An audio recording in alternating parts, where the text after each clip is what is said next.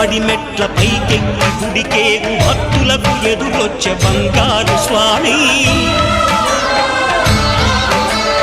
ఇరుముడులు స్పృశించి శుభమును దీవించి జన బృందముల చేరే జగమేలు స్వామి.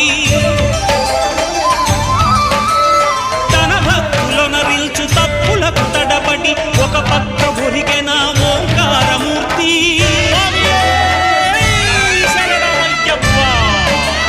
స్వాములందరూ తనకు